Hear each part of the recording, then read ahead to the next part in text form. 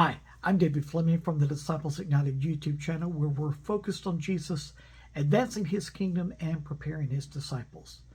Now, we're still studying about the Apostle Paul, his life and his ministry, and today we're going to talk about something that most people like to avoid, and that is suffering. You know, Paul wrote to the Philippians in Philippians chapter 3, verse 10, and he said, I want to know Christ. I want to know the power of his resurrection and participation in his sufferings. You know, there is so much in that we don't have time to deal with, but the fact of the matter is this: when we talk about suffering today, it's usually, and if anything is preached about suffering or taught about suffering, it's about how to get out of it. But Paul said, listen, I want to know Jesus, and everything that is part of that, I embrace it. Jesus was walking in power and might and authority, signs and wonders. But Jesus also suffered. Whatever I have to go through to know him more, the Lord give me the grace to do so.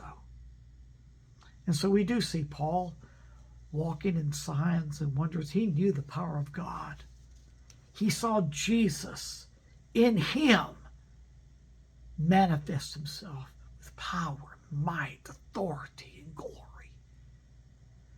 But Paul also saw Jesus revealed in his life through allowing him to participate in the sufferings of Jesus.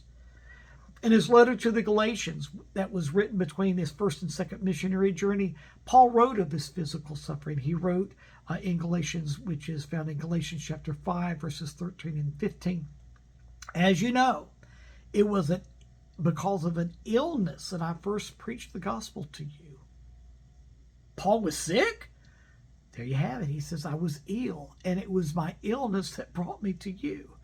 In verse 15, he goes on and he says, I can testify that if you could have done so, you would have torn out your eyes and given them to me. So we're not told exactly what his illness was, but apparently it had something to do with his eyes, because he said to the Galatians, you would have torn out your eyes and given your eyes to me if you could have. So yes, Paul was at times dealing with illnesses. Then during Paul's third missionary journey, he wrote 2 Corinthians, in which he referred to the suffering that he endured for Jesus' sake. Let me read to you 2 Corinthians 11, verses 23 through 27. Paul wrote, I have worked much harder, been in prison more frequently, been flogged more severely, and been exposed to death again and again. 5 times I received from the Jews 40 lashes minus 1. 3 times I was beaten with rods. Once I was pelted with stones. 3 times I was shipwrecked. I spent a day and a night in open sea. I have been constantly on the move.